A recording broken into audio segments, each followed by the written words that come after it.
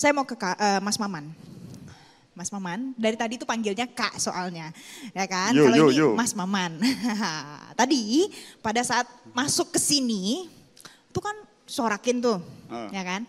Tapi teman-teman harus tahu, 23 tahun sampai umurnya 23 tahun Mas Maman ini suka berantem, bener? Gak ada salahnya loh, bener? Ya begitulah. Mau diberantemin. Oh bener ya berarti ya. Oke Mas, apa yang menjadi sebenarnya duduk di posisi sekarang ini itu adalah mungkin saja untuk orang-orang yang ya maybe ada masalah keluarga mungkin di belakangnya? Pertama makasih tepuk tangan dulu buat MC dong. Biar jangan cuman saya aja yang jadi pesakitan. Enggak, tapi tadi tepuk tangannya kenapa ya? Aku juga bingung kenapa ya? Apa karena gimana gitu enggak ya? Ngefans kayaknya. Ganteng ya? Oh ini tepuk tangannya ada lagi nih, selamat datang Mas Emil Dardak. Boleh tepuk tangan? Saya mau undang langsung, terima kasih Mas Emil karena sudah datang hari ini. Kita akan merayakan di Young Indonesia Festival 2025. Ini dia, Gubernur Jawa Timur. Ini kayaknya ada yang pas, ini janjian ya, putih hitam. Ayo, nanti kita tanya ke Mas Emil ya. Tapi ini beneran gak ada janjian loh kita. Ya. Serius, gak ada. Gak ada, ini Wakil Gubernur Jawa Timur hari ini datang mau sharing session juga sama kita. Tepuk tangan dong. Ya.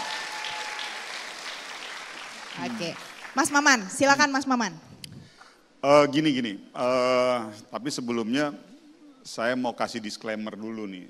Ini cerita saya ini bukan dalam rangka untuk mengeksploitasi masa lalu kita gitu ya. Tapi sebetulnya ini kita mau coba lihat dari angle yang lebih positif lah gitu. Bahwa saya ingin berangkat dari satu kata-kata dulu sebelum nanti saya cerita ya.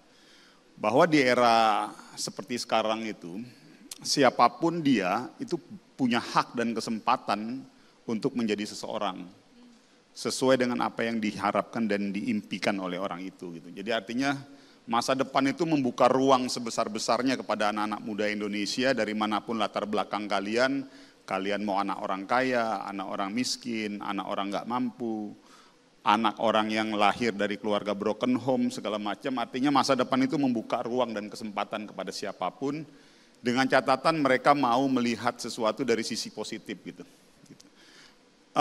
Saya terus terang Mbak, saya sampai titik hari ini pun terkadang dalam proses renungan saya nggak pernah berpikir tuh bisa sampai pada titik ini.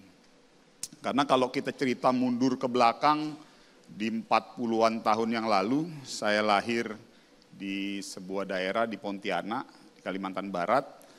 Saya sama sekali nggak punya latar belakang keluarga politisi, saya nggak punya latar belakang keluarga politik, pejabat, dan saya hidup di dua dunia Mbak. Jadi bapak saya itu pensiunan jenderal bintang 2. Ibu saya dari keluarga menengah ke bawah yang kebetulan bapak saya dengan ibu saya sudah pisah dari saya bayi. Sudah pisah dari bayi? Dari saya bayi. Dan dari saya bayi, dari saya kecil sampai gede, saya nggak pernah tinggal sama bapak saya. Jadi saya besar hanya berdua dengan ibu saya, dengan segala latar belakang kondisi, ekonomi dan segala macamnya. Dan saya tidak pernah dibesarkan dengan tradisi akademik dan tradisi keluarga dengan latar belakang ekonomi yang di atas. Karena latar belakang keluarga saya dari ibu saya itu menengah ke bawah tuh. Dan saya satu-satunya orang di keluarga saya dari ibu saya yang memang merasakan bangku kuliah. Hanya saya sendiri. Jadi rata-rata dari generasi saya itu semuanya itu tamatan SMA tuh maksimal tuh. Dan kebetulan memang kita besar di sebuah daerah, di kota Pontianak, saya nggak akan perlu sebutkan nama daerahnya. Itu daerah yang memang dengan tradisi keras. Jadi memang kita dibentuk dengan tradisi keras memang suatu daerah. Dan saya tidak pernah mengenal konsep keluarga tuh. Karena memang saya betul-betul besar saya dengan ibu saya saja berdua. Artinya dengan latar belakang keluarga broken home, tinggal dari kecil dengan ibu saya sampai saya kuliah, saya tinggal sendiri, kos segala macam. Jadi dulu tuh nggak pernah berpikir tuh dalam bayangan benak kepala saya bahwa saya akan bisa pada titik ini berada dengan di depan teman-teman semua. Tapi yang ada dalam diri saya waktu itu cuma satu. Ya. Saya, dan ini mudah-mudahan bisa jadi inspirasi buat adik-adik saya dari manapun latar belakang kalian. Bahwa ada yang saya sebut definisi, apa sih arti atau definisi dari senang? Senang itu sebetulnya karena kalian pernah susah. Apa sih definisi dari hitam? Hitam itu karena kalian pernah menggunakan sesuatu yang putih. Artinya apa? Pada saat kalian mendapatkan kesenangan, kalian gak akan pernah tahu itu adalah sebuah kesenangan kalau kalian tidak pernah susah. Maka dari itu jangan pernah mengutuk kesusahan, jangan pernah mengutuk problem hidup kalian, karena susah itu adalah syarat kalian untuk senang. Gitu. Nah, pada saat kalian bisa memaknai bahwa hidup itu adalah dualitas, makna hidup itu adalah hitam dan putih, hidup itu adalah susah dan senang, hidup itu adalah miskin dan kaya, hidup itu adalah benar dan salah. Akhirnya kalian bisa menapak, kalau istilah saya jembatan-jembatan kesuksesan itulah gitu. Artinya saya selalu, mungkin saya dapat sedikit kesempatan, saya bisa melihat problem-problem kehidupan saya dengan segala latar belakang saya itu, saya jadikan itu sebagai alasan saya untuk tahu nanti suatu saat saya, oh ini loh senang gitu. Jadi kalau teman-teman baru habis putus pacar, putus cinta, punya masalah hidup dengan segala keterbatasan, dan ada yang lebih dahsyat lagi Mbak, ini kalau misal teman-teman pergi ke Pontianak, ke tempat saya tuh dari kecil itu, dari saya kecil sampai saya gede, saya tuh tinggal di rumah sangat sederhana. Programnya Bank BTN tuh dulu tahun 80-an tuh. Dan itu saya rasakan.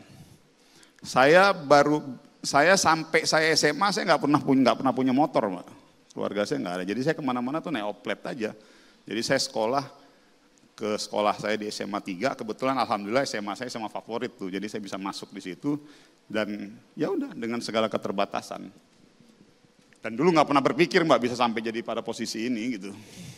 Boleh tepuk tangannya? Mas Maman, jadi teman-teman Mas Maman tadi bilang kalau dia adalah orang yang pertama mengecap pendidikan di dunia akademi karena background keluarganya jauh dari yang namanya akademi. Setelah masuk ke dalam dunia akademi itu di perkuliahan, apakah menjadi seseorang yang stand up banget atau malah banyak masalah juga ujung-ujungnya? Saya, waduh ada sabotase. Tuh kan.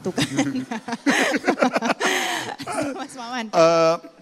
Saya pertama kali saya menginjak Jakarta itu tahun 98. Jadi pertama kali saya menginjak Jakarta tahun 98. Dulu cita-cita saya mau jadi polisi Mbak, ya akhirnya berubah jadi politisi. Kepeleset dikit. jadi nggak jadi polisi, jadi ditambahin T itu jadi politisi gitu. Jadi saya nginjak Jakarta itu pertama kali tahun 98 dan saya dihadapkan dengan satu situasi yang berat sekali waktu itu. Saya ngerantau ke Jakarta, saya ingat sekali tanggal 14, kalau Valentine itu tanggal berapa deh? 14 Februari ya. 14 Februari tahun 99. Saya pertama kali ke Jakarta itu kalau nggak salah bulan Februari 98. Jadi pas 1 tahun saya di Jakarta, saya nggak punya keluarga, nggak punya teman, karena nggak ada keluarga saya yang di Jakarta segala macam, yang ngekos apa segala macam. Saya ada dihadapkan dengan keadaan situasi, saya dipukulin, dikeroyok, hampir ada mungkin 28 orang kali, mungkin 30 orang. Di suatu daerah, di daerah Jakarta Selatan, ditusuk-tusukin pedang gitu. Dan ini fakta, ini kejadian. Saya hanya bertiga dengan teman saya, sama-sama anak rantauan waktu itu. Ada yang dari Medan, dari Banjarmasin, sama saya dari Pontianak. Bertiga kita yang namanya anak muda gitu, jalan gitu ya. Tiba-tiba di tengah jalan, akhirnya kita dikeroyok, habis sampai akhirnya lapor ke polisi. Dan itu kita nggak tahu menahu, nggak tahu siapa, dan kita nggak bisa melakukan.